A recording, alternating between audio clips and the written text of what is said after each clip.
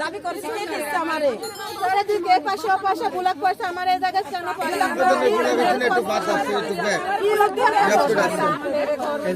সুলাইমান আহমেদ রুবেল, আমি এলাকারই ছেলে। এই যে নদীর অবস্থা দেখতেছেন, এই নদীটা আগে অনেকটা দূরেই ছিল। এখানে মানুষ অনেক বসতি আছে, কিন্তু দীর্ঘদিন যাবত এখানে বালুর ব্যবসা থাকার কারণে নদীটা আস্তে আস্তে মানুষের বাড়ির সাথে ঘেঁষে গেছে। এখন যদি এটাকে মনে করেন সরকার যদি কোনো পদক্ষেপ না নেয়, তাহলে যে সমস্ত মানুষের বাসাগুলো দেখতেছেন, এই সমস্ত মানুষের এগুলো স্থায়ী বাসস্থান, এদের অবস্থা কি হবে আল্লাহ ভালো জানে। যদি সরকার কোনো পদক্ষেপ না নেয়, ইতিপূর্বে এমপি দেখছে, দেখার পরেও এখনো পর্যন্ত এই জায়গার জন্য কোনো বরাদ্দ আসে নাই। বাকি ওইদিকে আপনার দৌলতপুরের জন্য বরাদ্দ হয়েছে। এটা হচ্ছে ভেড়ামারা জুনিয়াধোয়া ইউনিয়নের 1 নং ওয়ার্ড ফয়জুল্লাপুর পুরাতন ঈদগাহ বালুরঘাট বলে এটা পরিচিত। তাই আমি সরকারের কাছে একটাই বিষয় জানাবো, সেটা হচ্ছে আমাদের এলাকার মানুষজন যারা নদীর পাড়ে বাসা করছে, বা নদীর পাড়ে তো তারা ছিল না, আসলে নদীর পাড় এখন হয়ে গেছে বিভিন্ন দুষ্কৃতিকারী যারা অন্যায়ভাবে জোরপূর্বকভাবে বালুর ব্যবসা করার কারণে আজকে নদীটার এই অবস্থা। তাই সরকারের কাছে বিশেষভাবে আমাদের একটাই দাবি, সেটার জন্য এলাকার মানুষগুলোকে রক্ষা করার জন্য, ওদেরকে নদীর হাত থেকে বাঁচানোর জন্য এখানে কোনো একটা ব্যবস্থা সরকার নেই। হ্যাঁ, এখানে বালির পুরা খামালে, যেখানে যে জায়গাটা দেখছেন এটা পুরাটাই বালুর একটা আর কি খামাল। এখানে বালু ফেলতে ফেলতে আর কি নদীটা এই পর্যায়ে আসলে মেম্বার চেয়ারম্যানের বিষয়ে কি বলবো, তারা নিজেরাই বালুর ব্যবসায়ী। আমি নিজেই ব্যবসা করে আমি কি উদ্যোগ নিব বলে, রক্ষকই ভক্ষক হিসাবে কাজ করছে। সরকারি পর্যায়ে এমপি মহোদয় আসছিলেন, জামাত ইসলামের এমপি রফিক সাহেব আসছিলেন, আসার পরে দেখার পরে হয়তো ওই সাইডে কিছুটা পদক্ষেপ নিচ্ছে, বাট এখানকার এখনো কোনো পদক্ষেপ নেওয়া হয়নি। হয়তোবা যখন এদের বাড়ির একদম সাথে ভিড়ে যাবে তখন হয়তোবা কিছু একটা করবে, তো আমরা দেখতে পাচ্ছি না। আসলে যখন একজন মারা যাইতে লাগে তখন তারে আর কি যে আপনার হাড়ের রুগীরে কিল দিয়ে বাঁচাইলে বাঁচলো, না বাঁচলে গেল, এরকম একটা অবস্থায় আমাদের এলাকায়। চাওয়া যে এলাকার মানুষ যারা নদীর পাড়ে আছে তাদেরকে যেন সরকার অবশ্যই কোনো একটা ব্যবস্থা করে নদী ভাঙ্গন রোধ করার জন্য যে পদক্ষেপ নেওয়ার প্রয়োজন সরকার যেন সেটা নেয়, এটাই আমাদের চাওয়া। আমার নাম মোহাম্মদ রুবেল। আগে 2-3 কিলো নদী উপরে ছিল, থাকার পরে নদী ভাঙতে ভাঙতে ভাই আমাদের বাড়ির নিকটে চলে এসে একটা চাপ পড়লেই এই নদীটা ভাঙ্গি আমার বাড়ির ভাষার নামালে চলে যাবে ভাই। এখন আমার আছে যে সরকার যদি কোনো করে ব্লক টোলাক দেয় আমাদের ভালো হয়। এটা দেখেন আমাদের বাড়ির কাছে ভাঙে যাচ্ছে, এখন আমাদের কাছে ভাই মেলা বিপদ। এখন আমাদের বিপদ উদ্ধার করে দিই। জি না ভাই, এর আগে 2 এমপি আসছিল, এমপিরা এসে দেখে চলে গিয়েছে, কোনো উদ্যোগ হয়নি এখানে। জায়গাটার নাম কি? জায়গাটার নাম হচ্ছে রায়টা ফজল্লাপুর ঈদগাহ বালুরঘাট। যে ফেলা হয়নি কো, এই যে দৌলতপুরে ওখানে আছে, ওখানে দৌলতপুর ওই দিক থেকে সব ফেলা হচ্ছে। আমাদের এখানে রায়টা ওই ফজল্লাপুর ঈদগাহ বালুরঘাট এখানে কোনো ব্যাগ ফেলা নাই। আর সরকার কোনো কিছু একটা ব্যবস্থা করে দিই, যাতে আমরা কোথায় যাবো? আমরা তো ভাই হুমকি মুখে আছি। নদী ভাঙছে, হ্যাঁ নদী ভাঙছে, দেখে যাচ্ছে পার সাপ ভাঙ্গনে বাড়ি ভেঙে আইসি শহরে বাড়ি ছিল, আবার এক ভাঙ্গনে থেকে আইসে আবার বাড়ি করেছে, এ জায়গা আমারে ভেঙে যাচ্ছে। তাহলে আমরা কোন জায়গায় যাবো? আমার একটা ভেটি নাই, মাটি নাই, আমার জায়গাও নাই, তাহলে আমরা কোন জায়গায় থাকবো? আমার নিরাপত্তার জায়গা আপনারা কোন জায়গা করে দিবেন, দেন না হলে আমার এই জায়গায় ব্লক করে দিন।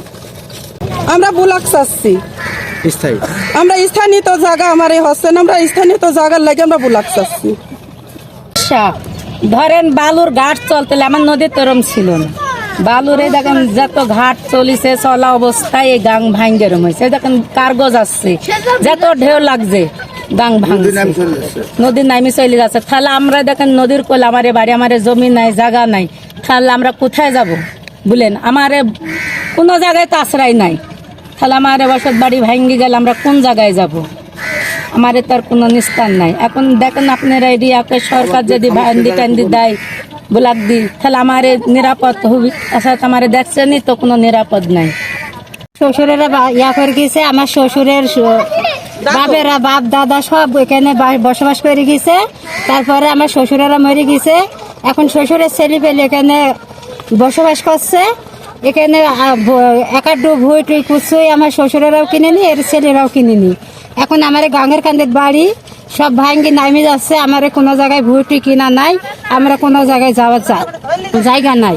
আমার এখানে বসবাস করতে হবে, কিন্তু আমার গোয়াল টোয়াল সব ভাঙ্গি নামি যাচ্ছে, আর আমার কোনো জায়গায় নিরাপদ আমার দেয় কিছু দেয়, আমরা নিরাপদ পাবো, আমার ভেটি মাটি থাকবে। তাছাড়া আমার কোনো আশ্রয় নাই, আমার ভেটি মাটি নাই, আমরা কোথায় যাবো বলেন? কোনো জায়গায় আমার গরিব মানুষ নদীত মাছ মারি খায়, আমার তো কেনারও কোনো সম্বল নাই যে আমরা সে টাকাটা গোছা আমরা জমি কিনে আমরা হেঁটে যাবো, আমার সেই সম্বল নাই। এখন আমার যাতে একটু বুলাক টুলাক দেয় তো আমার ভালো হবে। সরকার যদি আমার কোনো ইয়া করে দেয় ব্যবস্থা, বুলাক দি বাইন্দি, তাহলে ধরেন আমরা এখানে থাকতে পারবো। তাছাড়া আমরা থাকতে পারবো না, নিরাপদ নাই। ঠিক আছে। ভাঙনে এই যে যত বালু কার্গো আসছে যাচ্ছে, এই জন্য ভাঙি জমি জায়গা সব শেষ।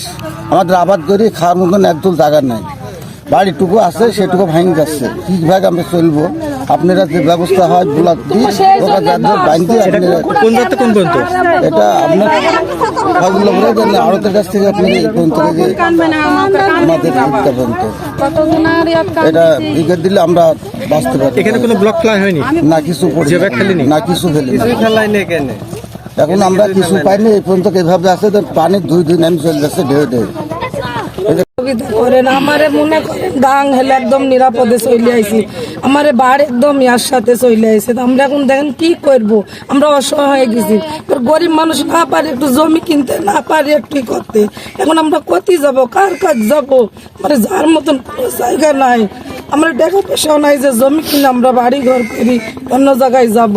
আমার গাং যদি ভাঙি যায় আমরা নদীর মধ্যে ভাসবো, তাছাড়া আমার কোনোটি জায়গা নাই। দেখেন আপনার একটু অনুরোধ, একটু সরকারের কাছে আবেদন করছি, একটু কথা একটু সরকারি ক্ষেত্রে আপনারা একটু জানাই।